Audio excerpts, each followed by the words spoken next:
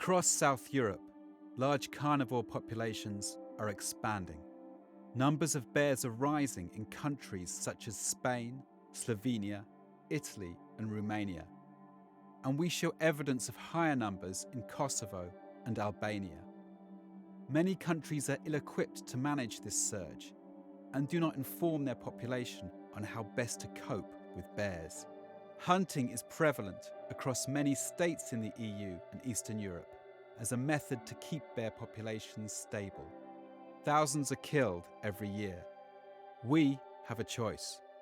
Either we hunt bears to extinction, or bears and humans will have to get used to each other. In this film, we look at why bears come into conflict with humans. What are the risks to bears? And what are the best solutions for coexistence between our two species? So in the past, the bears were basically widespread throughout Europe. So we could argue there was like one single big bear population here. But eventually, with human hunting and also destruction of the natural environments, this single population became more and more fragmented. So at the moment, we have several completely isolated bear populations. This is where bears in Europe are now living and how far they can prowl. Biologically speaking, there is absolutely no reason that bears could not live in 2/3 of Europe. We have capital cities named after them. We have Berlin and Bern. There are no bears there anymore. They could easily live there. The point is that for many hundreds of years, the people are not used to bears in their surroundings. So what is stopping bears from going there in the long term is actually just the acceptance of the people. The population of bears in Europe grew by almost 10% over the decade until 2022. Bear numbers are rising in France, Spain, Italy, Romania, Slovakia, Albania, Kosovo, Slovenia, Estonia, and are stable or rising in Poland, Belarus, and Russia.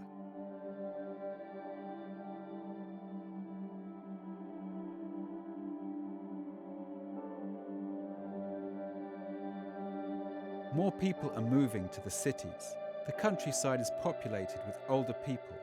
When they die, they often abandon their properties, as no one wants to live there. The land returns to the forest.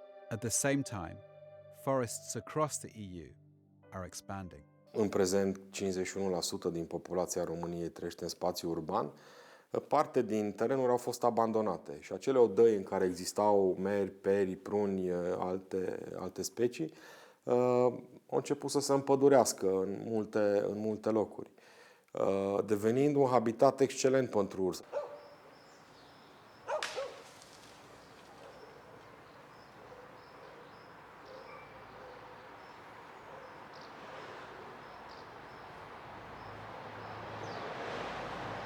The problem with the bear is that food overlap with humans is very high. So they like the same food as we like. So this is also why the conflicts are very varied. So they, for example, they can destroy the beehives. They can attack domestic animals, especially sheep, sometimes also cows, horses. They can break in houses to search for human food. They can also make damage to the orchards, to the fields, eat the vegetable that is planted. The more people consume, the more bears consume. In parts of Eastern Europe, the food people eat has changed since the fall of communism at the end of the 1980s. So the food the bears eat has changed too. This excrement content analysis is a part of my PhD, and for 1 year I collected more than 500 excrements. I analyzed them, I washed them, I dried. In every part of Romania and Europe there were bears in the lowlands. If you see what they are eating, you see that they are not mountain animals. They need a lot of grass, a lot of fruits. It's obvious that they are not living in the pine forest. The largest content in the bear diet are wild plants such as alfalfa, clover, grass, and leaves. Then the fruits we grow on trees, such as apples and plums. than the cereals we grow and harvest, such as oats, corn, and wheat. 3.8% are arthropods, such as ants. Only 2.5% are other animals. Higher than both of these is plastic. The plastic in that year, it was 5% from their diet. This it's a rough estimation because we don't get the whole excrement what they poop it out. Some people say in Romania that deforestation and illegal logging are driving animals close to people or within localities even at sometimes. I don't think that the problem is as simple as that. On one hand, these managed forests, commercial forests where active logging is ongoing, are actually serving as a really good habitat for bears. On one hand, they are offering a lot more food for bears, and not only bears, but other mammal species as well, than really old, closed-up, dark forests. So in managed forests, you have a lot of light penetrating to the soil, and therefore you have a lot of herbaceous plants growing up, which are really a good food source for bears. La vecchia generazione di boscaioli e montanari, pastori che ovviamente consideravano l'orso non il predatore come il lupo, ma comunque una presenza non sempre, come dire, auspicata e quando dava fastidio ovviamente lo eliminavano, come è successo anche non tanto tempo fa. Brown bear conflict with humans is on the rise, according to a study of 600 worldwide attacks. The most common scenario of a brown bear attack was meeting a female bear with cubs. This is followed by a bear suddenly appearing. If a human was accompanied by a dog, this also increased chances of bear conflict. In Europe, outside Russia, most attacks occurred in Romania. Russia and Romania see most casualties from bear conflict. This rate is scarily high for Romania. Ursul nu vrea să facă rău, dar se apără. Întotdeauna este un accident și de cele mai multe ori este provocat de om, accidentul. Așa cum se întâmplă cu avionul accident, cu mașina accident, asta nu înseamnă că nu mai luăm avionul, nu mai luăm mașina, se întâmplă un accident. O întâlnire în pădure, adică unde? În casa lui. Tu, ca om, te duci în pădure, faci focul, faci grătar, lași grătarul cu carne, numai că nu inviți ursul și îi spui poftește. Sigur că dacă e o întâlnire neprevăzută, cum ar fi în pădure, aleargă și ursoaica așa apără puii, se sperie, atunci ursul poate să-i dea o labă și laba aia poate să fie mortală. Deci trebuie să terminăm cu ideea asta că ursul e mare ucigaș. Acum în România ursul a devenit inamicul public numărul 1.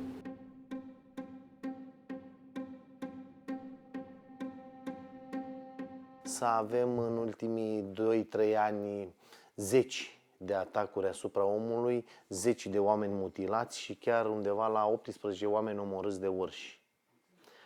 Este un lucru anormal, dar din păcate acest lucru se menține în continuare și la ora actuală, pentru că vânarea ursului este în continuare practic interzisă. 6 countries allow bear hunting in Europe. Since 2016, bear hunting has been banned in Slovakia and Romania, 2 countries with large bear populations. Both countries have since seen a bear rise, but so have Russia, Estonia, and Slovenia. S-a dovedit foarte clar că după 2016, când s-a încercat găsirea unor măsuri alternative și au zis, domnule, bun, stopăm vânătoarea, pentru că noi suntem mai catolici decât papa, rețineți, în toate țările europene cu o populație sustenabilă de urs se vânează. Există management cinegetic al faunei. Nu există țară cu o populație sustenabilă. Nu vorbesc de Italia cu 2 urși, Doamne ferește. A hunting ban can lead to bears losing their fear of humans. Ei nu știu ce înseamnă om și vin și în loc să fugă cum ar fi normal de om, stau și te miroase. Și vă spun că nu e chiar așa de confortabil să te miroase un os la o jumătate de metru, că după ce scap și pleacă, se întâmplă exact ca în desenele animate cu Shaggy, când se mișcă genunchii, nu mai poți nici măcar să fugi. In some cases, at least, these attacks are not happening by chance, in the sense that people were actively provoking, for example, bears that were denning together with their cubs, females that were denning together with their cubs, and in some cases, poachers have been killed by bears when approaching bears caught in snares to kill them. Because it is hard to kill a bear can fight back. Poaching is happening in countries where hunting is illegal, like Romania, Albania, and Kosovo, and in other Balkan states. Në kamerat tona kurth për fat keq shohim akoma gjahtar ilegal të cilët kalojnë para kamerave dhe për fat keq kemi raste kur edhe kemi dokumentuar në video që duken se janë të lënduara. Kemi raste shumë frek, 2 rastet e fundit I kemi, një në Ferizaj. Gjuetia ilegale është problem në Kosovë. Ariu si specie është e mbrojtur, strikt e mbrojtur, kështu që nuk lejohet gjujtja e ariut as në vend gjyëtit, po prapë se prapë ne besojmë që ka shumë gjuajtje jo dukshme, jo të raportume, dhe që duhet ndalen me një monitorim sa më të mirë dhe me rritjen e inspektorëve të natyrës dhe të kafshëve të egra edhe të gjuetisë në këtë rast në vendin tonë. The bear is the bear's worst enemy. In mating season, a male is attracted to a female who has cubs. He wants her to reproduce with him. Sometimes he kills her cubs. Therefore, female bears search for shelter for themselves and their offspring. Observăm vizibil că femelele cu un fitness mai scăzut, stare fizică mai scăzută, au mai mulți pui și din ce în ce mai mulți apar în zona orașelor, vor să-și crească pui în apropierea omului, pentru că înseamnă siguranță pentru ursoaică și pentru pui. Human settlements near bear territories could be helping weaker animals to survive. Research from the Scandinavian brown bear population shows that successful mothers were more likely to use humans as a form of protection. They know the huge mares which regulate the population number, they are not coming close to the human settlements, and because of this they are close to these cities or towns or villages, and they started to enter because of they are opportunistic and they know that there is fruit trees, garbage, livestock, easy food. Because of this, the bear cubs became habituated. The city becomes a part of their playground, and it's normal for them to come in the city. This can increase human-bear interactions and potentially conflict. New infrastructure such as highways entering bear territory can break apart the bear range and increase interactions between bears and humans. This is evident in Albania, Romania, Italy and Russia. Se noi all'interno creiamo delle infrastrutture, una viabilità, quindi frammentiamo il territorio, vuol dire che l'orso per svolgere le sue attività biologiche naturali, banalmente l'alimentazione, il riposo, la riproduzione o lo svernamento, deve necessariamente attraversare zone che sono per loro fonte di pericolo. Major areas of Albania have been deforested in the past, so the home where the bear lives has been significantly altered. They have lost major parts of their former range. This leads to a wider area of tension between humans and bears.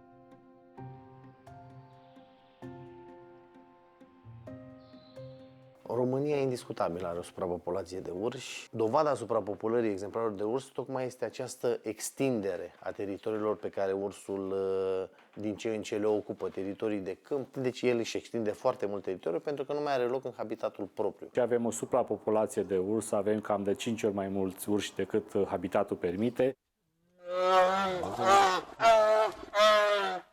Urșii mici sunt împiși în afara arealului de către urșii mari, care își apără teritoriul de vânătoare și atunci interacțiunile om-urs au fost mult mai mari și mai delungate. Acum, fiind foarte mulți, ei trebuie să mănânce cumva și atunci sunt din ce în ce mai agresivi.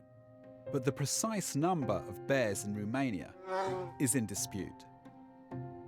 This could be as low as 3,000 or as high as 16,000.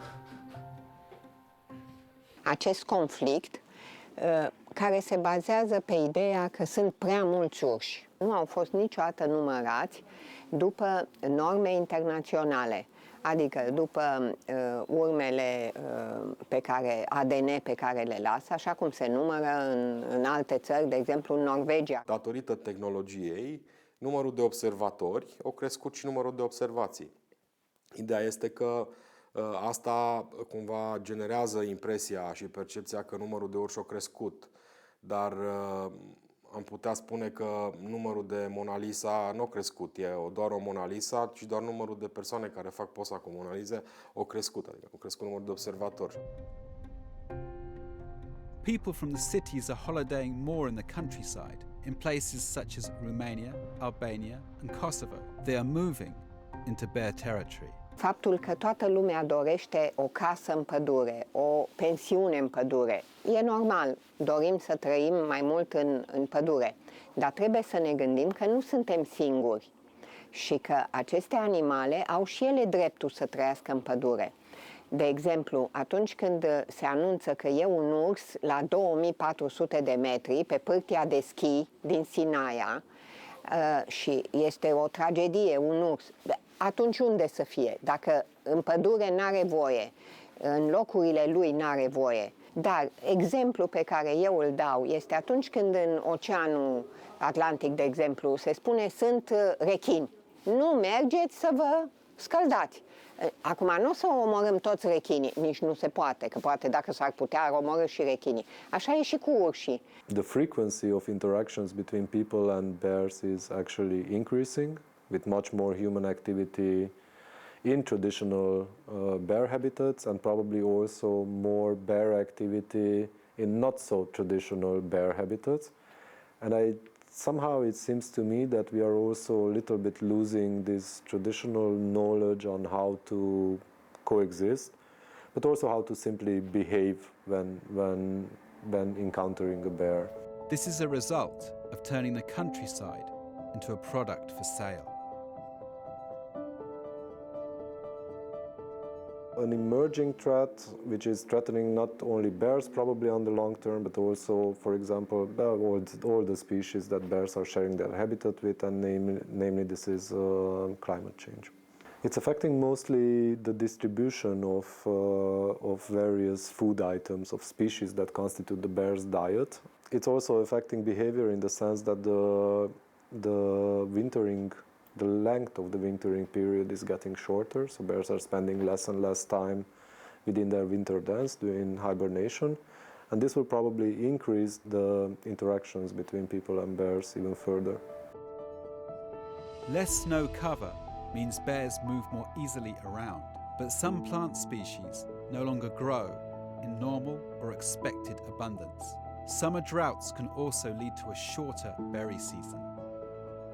În ultimii ani de zile că există cumva așa o activitate permanentă a urșilor și în perioada de iarnă. Adică sunt exemplare de urs care nu au perioade lungi de timp. Noi am învățat la școală că urșii intră iarna și stau 4-5 luni pe an în bârlog și dorm acolo. Și acum constatăm că sunt exemplare de urs care sunt active. The area I live in, for example, at Tatra Mountains in northern Slovakia, traditionally that had a very short growing season, and the main crops were things like, potatoes and turnips and not too much else. These days, due to a warmer climate, a longer growing season, and also economic situation, subsidies and so on, farmers are able to grow more things, but there's a big focus on maize, and that is a very rich food source for large mammals, including bears.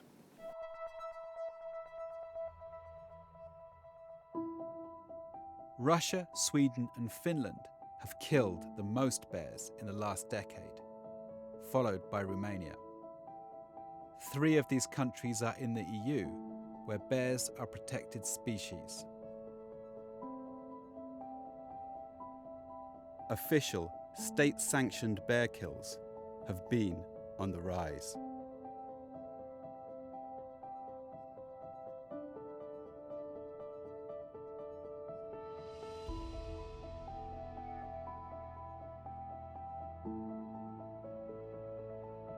In Russia, bear hunts are on sale to foreigners for $12,500.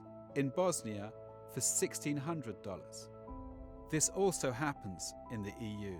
In Slovenia, for $1,500. In Croatia, for $5,000. In Estonia, for $15,000.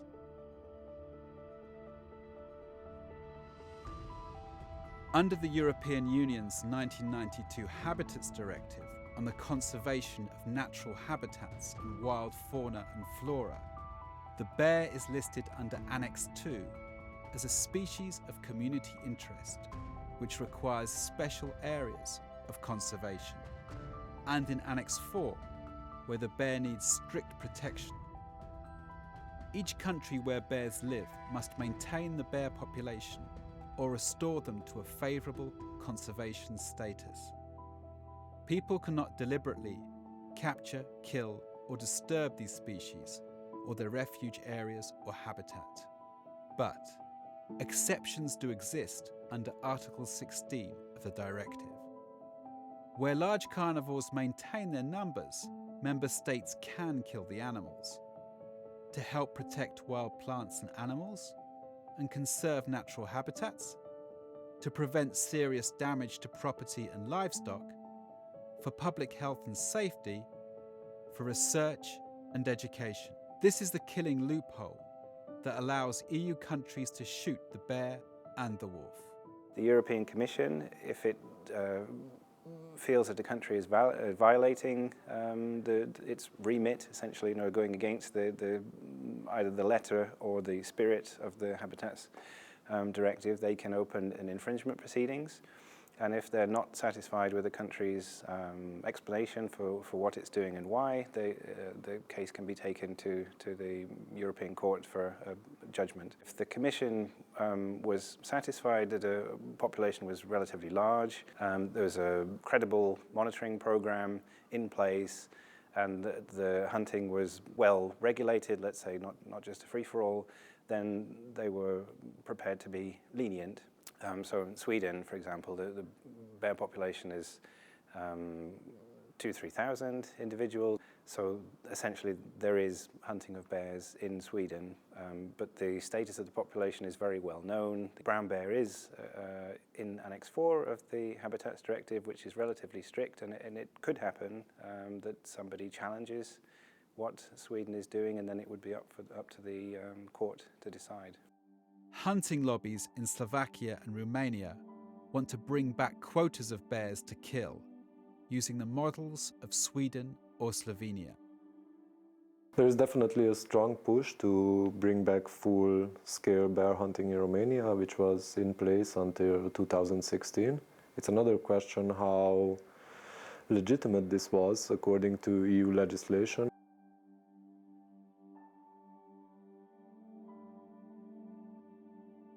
The spa town of Baile Tushnad has 1,400 inhabitants and 300,000 visitors every year. This stands at the meeting point of 2 volcanic ranges, the Harghita and Ciucului Mountains. Therefore, the town is a crossroads for wild mammals, including bears. Zona asta este un coridor verde pentru urși. Vor să ajungă dintr-o pădure într-o altă pădure, se întâlnesc cu orașul, iar hrana cu care se lovesc aici în oraș va defini timpul petrecut de animalul respectiv în oraș. Obiectivul este să reducem acest timp la cât de mult se poate, să transformăm frica și legendele și tot ce înconjoară prezența ursului în avantajul orașului și să găsim platforme unde putem discuta deschis, factual despre problemele și soluțiile existente. În Băile Tușnad, noi chiar considerăm că prezența ursului este un avantaj în turism. Din 2021, cu sloganul nu vrem un oraș și o zonă fără urs, ci vrem o zonă și un oraș sigur de urs, am început să punem în practică diferite metode de prevenție, gardurile electrice. Avem aproape 600 de sisteme în oraș montate, le monitorizăm anual, încercăm să dăm sfaturi localnicilor acolo unde este solicitare de acest gen, cum să le monteze, cum să le folosească. Every year, Băile Tușnad organises a festival to encourage peaceful coexistence between people and bears. A cosplay bear demonstrates how an electric fence works. După 2016 s-a încercat luarea propunerile unor entități de tip ONG, dar nu vânătorești, au spus, domnule, să găsim măsuri alternative, să nu mai vânăm și să controlăm populația prin garduri electrice. Aici eu vă spun, gardurile electrice, să știți că au fost înființate pentru animale domestice, nici pe departe pentru animale sălbatice. Ele au fost construite să împrejmuiască anumite pășuni ca vaca, oaia să nu treacă în partea cealaltă. Nici nu merg prin, nu știu, prin Tușnad, de exemplu, trec și văd toate casele săracele, toate gardurile cu garduri electrice și așa mai departe. Deci ne-am transformat în țara gardurilor electrice. The area itself, it's a still active volcano with 2 craters. Number of visitors would be between 80 and 100,000. This area is a completely favorable bear habitat. They have water, they have grass, they have woods, they have fruits. Nowadays, it's almost on daily basis that bears are showing themselves really close to people. Every bear which is close to humans in a longer time will be a problem bear, because the natural way of being a bear is not living next to humans. Most of the time they are eating grass. So they are coming out in the open areas and they are feeding like our cows. At dusk, a bear comes close to Svante Anna Lake. The bear is used to humans. She is a problem bear who was relocated 50 kilometers from here, but came back to Svante Anna Lake as she used to feed here. She still remembers the smell of the trash and the places where she used to eat it. But she is stopped by an electric fence. How do you manage this place being a tourist centre but also being the ideal habitat for bears? Having bears and humans in the same place, usually it's a place of confrontation. In order not to have the possibility to encounters with the two species, we instated a visiting program. This means that basically we divided the day in 2 periods. One offered for humans to visit, and this is from 9 o'clock in the morning up until 7 in the evening. And after that, basically we closed down the area for humans, and I can say that we give back the territory for the bears to roam freely. So they are really allowed to do their thing. Since we are closing down the area, we really don't have a precise knowledge of what's happening throughout the night. Perhaps they are bathing, perhaps they are feeding, perhaps they are sleeping, we don't know. These can be used throughout the day to throw everything in it. And for the night, we close them down in order to have an extra protection with electric fence. And now it is in function.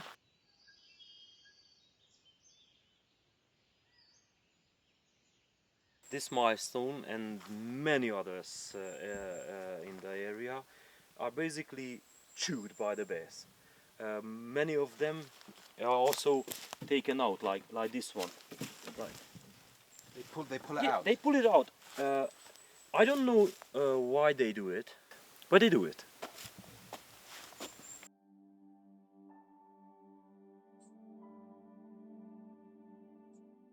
Un management silvic care să aibă în vedere și crearea unor zone de hrană pentru animale sălbatice ar fi foarte, foarte benefic. Ar mai fi soluție ca să se facă mai multe zone în care ursul să găsească pomi fructiferii. Din zonele cu livezi părăsite se observă că urșii se concentrează vara și toamna acolo să mănânce fructe și atunci nu mai se duc să mănânce gunoaie și interacțiunea cu omul scade.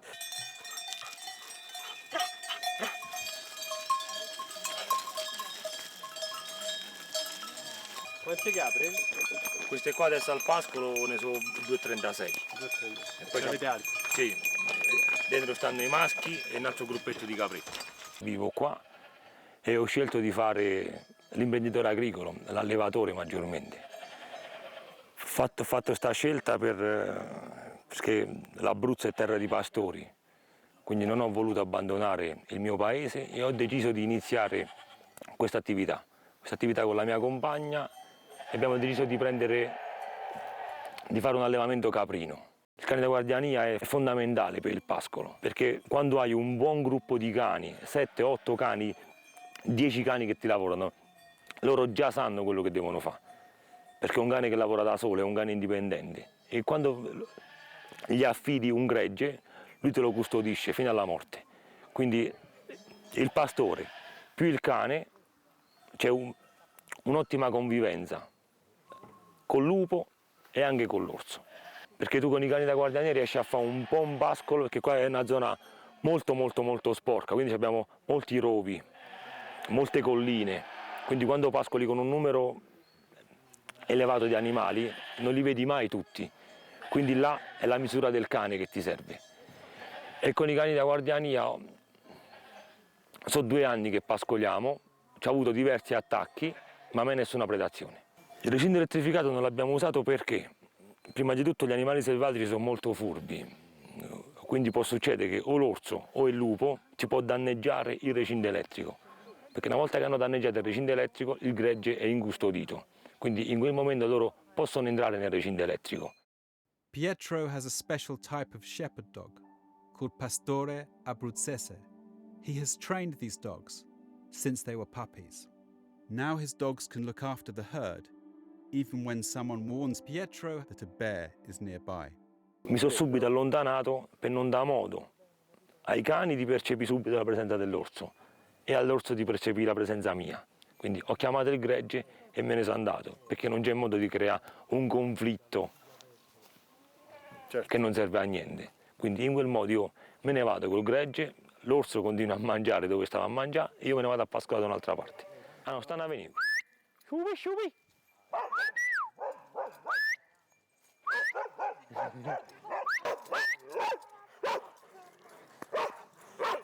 Vedi?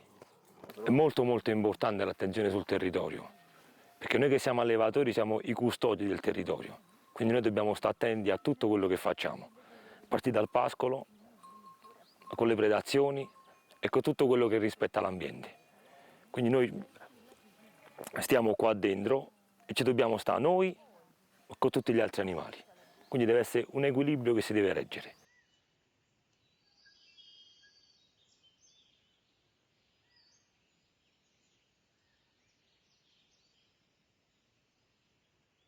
Problemi me se si ti zbusim raportet mes njerëzve dhe kafshëve të egra apo dhe arimve kur jemi vetëse në habitatin e tyre, dikon male apo bjeshk, është të edukimi, do të thotë mungesa e edukimit të problemi kryesor. Ne si shoqëri dhe popull duhet edukohemi më shumë nga institucionet, nga shkollat edhe shumë aktorë tjerë që të dimë si të sillemi me natyrën përreth nesh. Do të thotë nëse unë dal me qenin tem në malet e Kosovës ku ka prezencë të arimve apo ndonjë kafshë tjetër, unë duhet me qenë edukuar që qenin ta mbaj afër, për shembull.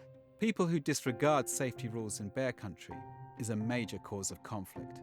In countries like Romania and Albania, there are few panels warning those in the forest about how to stay vigilant. Bear spray to protect hikers from bears is not commonly used. And you have bear spray here. Yes. Yeah? This is the bear spray. Yeah? Well, this is the model we are using this year. Well, we tested so far three brands of bear spray. You tested them on bears. Yeah. How did you do that? Well, you use the bear spray on the bear. Okay. It's really simple. But when you are in the face of a bear, the attitude it's a key element. If the bear comes at you, this is the last line of defense. It can save your life. Have you ever been scared in any situations where you've been encountering Yes, a bear? of course. There are situations when you are face to face with the bear and you see from the posture, I will attack. And then you don't show, but you are scared. Did you ever feel angry with the bear afterwards because of that? Because it made you afraid? No, no.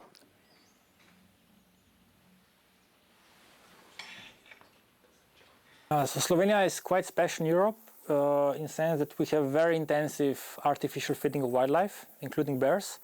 Currently this is mainly done by corn as well as the carcasses mainly from wild animals. So we have a very dense network of artificial feeding sites. One idea is to provide food for the bears in the forest in order to divert them from the villages, from the human settlements to reduce conflicts. One reason is baiting for hunting. Se asigură și un surplus de hrană în perioade în care ei nu găsesc suficientă hrană. De pildă, primăvara când ies din bârlog și nu găsesc nimic de mâncat, este o bună oportunitate pentru ei ca să treacă peste acea perioadă mai dificilă. The analysis of the diet of Slovenian bears have shown that actually our bears have the highest proportion of artificial food in their diet. About 1/3 of all the calories that our bears get in the forest come from these artificial feeding sites. We have observed that bears are spending much less time in the winter dens for hibernation than they would in our conditions. So estimated compared to the other countries where there is no artificial feeding. The main reason why the bears hibernate is because there is not enough food in the winter, so they're better off conserving energy in a den rather than wandering around looking for food. But in a scenario like in Slovenia, when you have food also available in the winter, there's less reason for bears to go and stay in the den. The more food there is available, the more bears there are. There are more cubs. And the artificial feeding actually consists of hunters putting out food for bears, especially corn. That means that we have more bears every year. We do believe that reducing the artificial feeding of bears would be a step in the right direction, because the more food they get, the more bears we have, so the more we have to shoot. Slovenia kills a quota of bears every year. In 2023, this was around 250. This number is higher than all the bears in Italy. In Slovenia, current management goal is to have 800 bears, but there's indication that we probably have more than 800 at the moment, around 1,000. So the management goal is to reduce population. And in the short term, there is few other options than shooting these bears. So a large part actually of the bears then are shot as part of the trophy hunt. At the moment we can say that the culling rates are lower than reproductive rates. So this is why, despite this quite intensive culling, it was not effective enough to stop the population growth. The population is increasing and you have this culling program, but despite the culling program, the population is still increasing. Yes. So isn't that proof that you could argue the culling program does not work in terms of reducing the population? I don't think you can argue that. Well, one thing, we don't know how the situation is completely without the culling program, so I have to be very honest about that. If we would not have the culling program, I would imagine that the bear population would increase much faster. Biologically, you would expect that such a population is leveling off eventually. And in case of bears, this could actually be because of cannibalism. That adult bears are so much in each other's way that they start to kill each other's young. We haven't reached that point, and we don't know where it is. Maybe for that we need 5,000 or 6,000 bears, maybe 10,000 bears.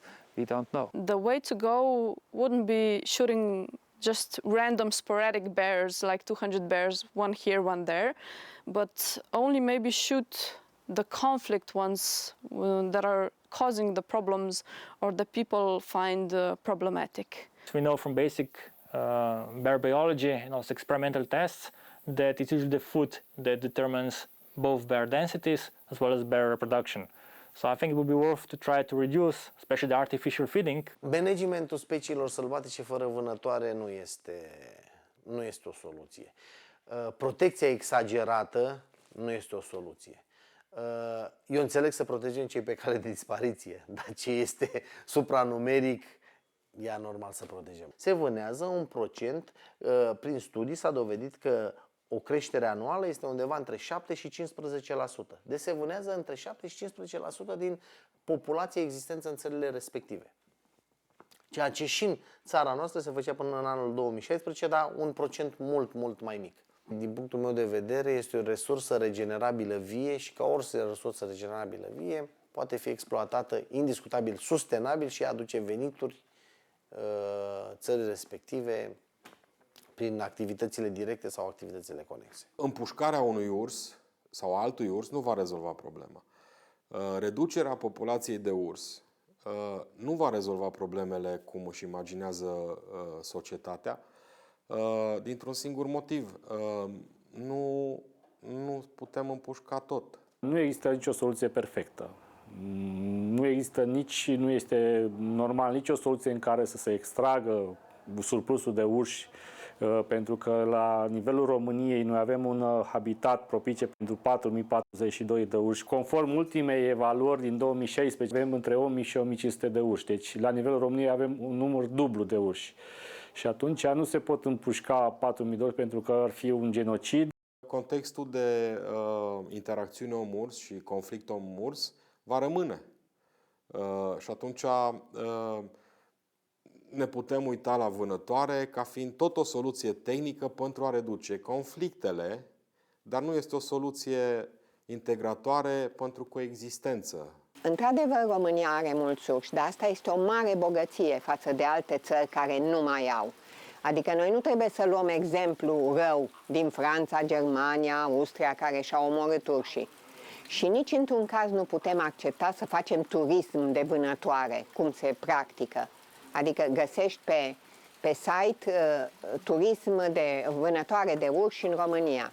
Asta nu face bine imaginii României. There are two main social groups in Romania, or two main interest groups, if you want to call them like that, who are really interested in having a long-term viable bear population, namely the hunters on one hand, and conservationists on the other hand. And because of the issue of bear hunting, these two groups, and these are really the only groups I think who really want the bear present, are really going at each other's throats nowadays, which I do think that is bad for the future of the species. These two groups should somehow really work together in the future to ensure that bears have a future in Romania.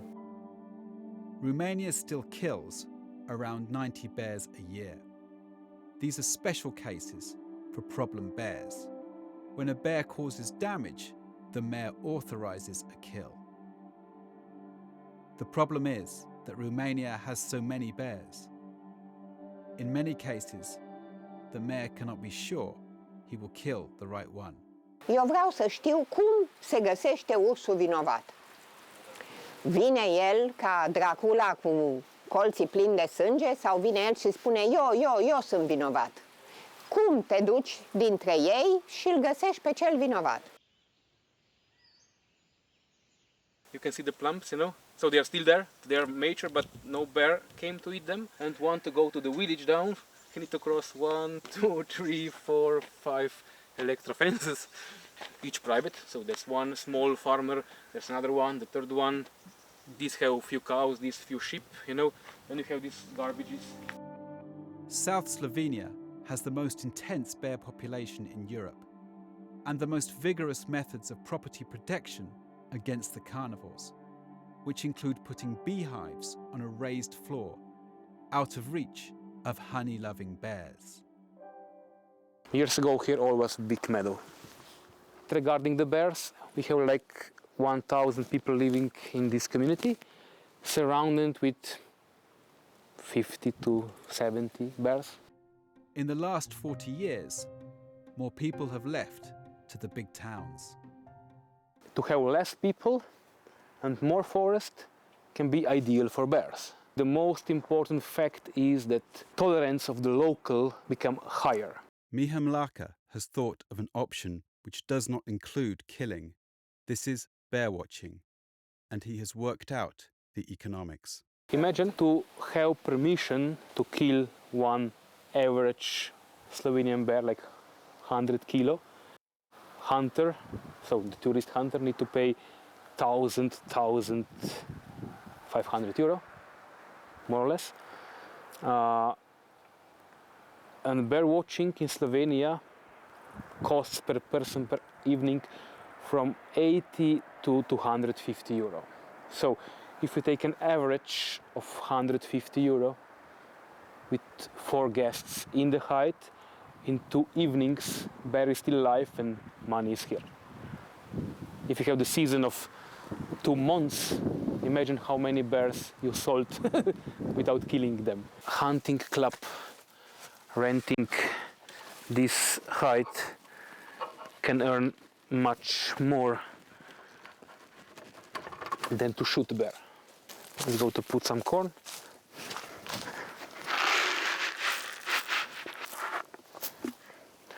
After a few minutes, jay and pigeon will come to eat the first corn, then hopefully something will remain for bears as well. With my work, I would like to show to the locals, to everybody, that to have live bear, it's worth much than to kill it for trophy somehow.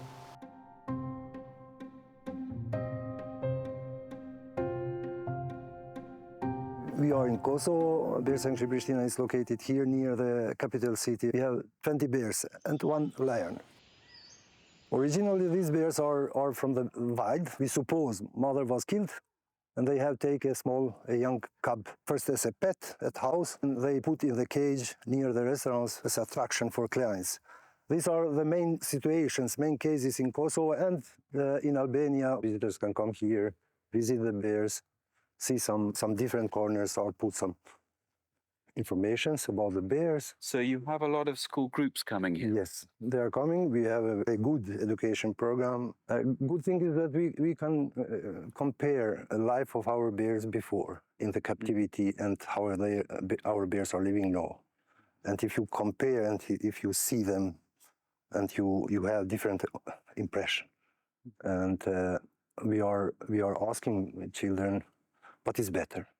What is the difference? How the bears have lived in the past and how they are living now, and what we should not do. Bears belong to the nature. Other wild animals belong to the nature, and we should be responsible to protect them there. Our animal caretakers are preparing food for them, and always, if they have possibility to do that, they close first the bears inside in the boxes and then go inside in the enclosure and hide the food. They will try to give them occupation, to try to find food. There are some enrichments for them, to play with them. All our bears, they have their names. Stevie, it's our blind bear.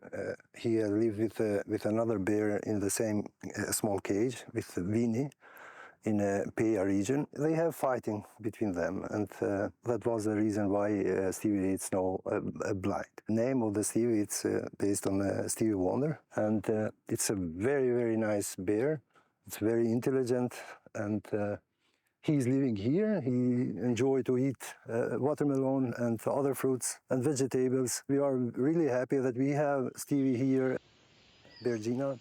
She has lived in a small cage in Albania. It's kind of alcoholic bear. The owner or visitors of the restaurant, they have given to her about 20 beers per day until she was really drunk. And she's traumatized from them, and now still she has some problems here. The rescuers tranquilized Gina, loaded her onto a stretcher, transported her by van across the Albanian border and to a new home in Kosovo.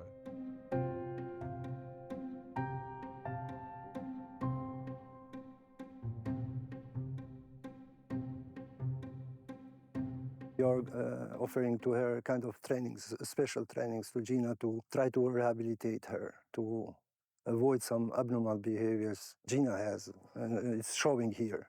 Changing enclosure, trying to give some additional enrichment just to rehabilitate her. I think it's an additional work for us, but we are happy that Gina is going better and better. Since 2014, we don't have in Kosovo more captive bears, and we hope to stay like that. And how important do you think this sanctuary as an institution is for a young country like Kosovo? We want to present our project as a kind of a positive example, maybe not only for Kosovo. When we want to do something good, it is possible. There are emotions. We are faced with such conditions, bears living in such conditions, with a chain or in a small cage, without any care, and you achieve to rescue them and bring here. I think we are happy, really, we are happy, and that we achieved to do that. And the bears are happy? I think yes, they are really happy. In South Transylvania, Liberty Bear Sanctuary is home to 132 bears. The shelter welcomes captive bears from Romania, Albania, Armenia, Texas, and war-torn Ukraine. Am fondat acest sanctuar în 2005 pentru a oferi a doua șansă urșilor captivi din România. Adică, în momentul în care am aflat că sunt foarte mulți urși ținuți în captivitate, în condiții absolut improprii pentru un animal sălbatic, pe lângă pensiuni, restaurante, pompe de benzină, mănăstiri, fabrici, care țineau urși acolo ca pe o distracție și de foarte multe ori puii urșilor erau vânduți. Un urs care a trăit 20 de ani într-o cușcă, pentru el libertatea nu mai înseamnă nimic. Pentru el libertatea e asta. Atunci când am adus primii urși, le-am cumpărat fructe de pădure și le-am pus, au călcat pe ele, pentru că nici nu știau ce înseamnă. Erau urși care au fost hrăniți 20 de ani cu pâine sau cu coceni de porumb. Le-a trebuit 6 luni, 1 an, 2 ani ca să hiberneze din nou, pentru că în țarcurile astea nu pot hiberna. Ca să învețe din nou ce e libertatea, că și libertatea se învață, că și noi după Revoluție a trebuit să învățăm libertatea. Roxy este unul din exemplele de urși căruia i s-a furat viața. A fost închisă într-o cușcă mică de 3 metri pătrați, în care universul ei era să se învârte în jurul unui lighean cu apă murdară. Roxy suferă de o traumă pentru că este închisă în cușca ei virtuală, deși are în spate toată pădurea și ar putea, atunci când deschidem porțile, ar putea să se ducă în cele 80 de hectare, ea a rămas închisă acolo. La unii urși le trece în 6 luni, la unii într-un an, la unii în 2 ani, așa cum sunt unii oameni care ies din pușcărie și le trebuie timp să-și revină, așa este și Roxy. Ăsta e un exemplu de cum putem distruge un animal. Am spus celor care vin în vizită că libertatea este lucrul cel mai de preț pe care îl primim toți la naștere, în egală măsură, oameni și animale. O capelă care să amintească celor care vin că și animalele au dreptul la viață pe lângă noi. Am construit această capelă unde sunt foarte mulți sfinți, și ortodoxi și catolici, cum e Sfântul Francis, cum e Sfântul Serafim de Sarov. Lângă capelă sunt și 2 morminte a unor urși care au murit aici și pe care i-am mormântat acolo. Tocmai să le amintim oamenilor că, vedeți, sfințim bicicletele, binecuvântăm mașinile, poate că ar trebui să ne gândim să binecuvântăm și animalele. Și am înființat acest muzeu pentru că am primit 2 urși, cei mai mari urși de pluș, care au fost dăruiți de prințul William și de Kate la nașterea prințesei Charlotte și care au fost eliberați în acest sanctuar. Și cu această ocazie am primit din întreaga lume ursuleți, foarte multă lume și-a adus ursuleții aici pe care i-a avut de ani de zile, să le amintim oamenilor care cresc că atunci când devin mari, își ucid propriile visuri din copilărie și ajung să împuște ursul. Se merge pe ideea că, vezi, vânătoarea e foarte importantă ca să echilibreze situația din natură. Natura se poate echilibra și ea singură, n-are nevoie să omorâm noi animalele.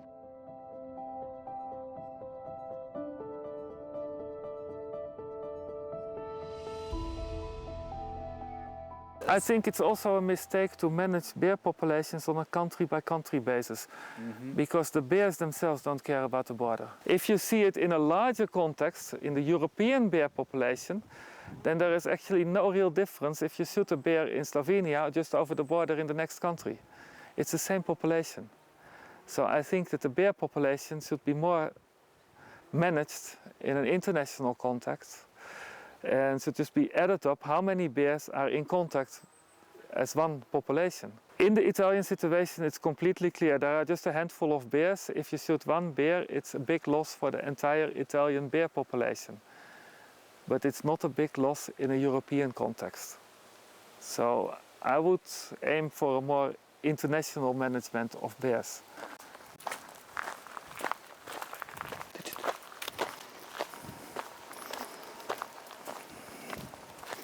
Kind of being more and more understood, I think, that technical fixes alone, so just distributing some electric fences or telling people that, you know, you should have bear-proof bins or you should do this and don't do that, is not sufficient in its own right. You know, that those might very well be the appropriate tools, but you really need to bring people with you. There needs to be more focus, I think, on making sure that people feel involved. They're not just being told what to do, but they have a voice as well.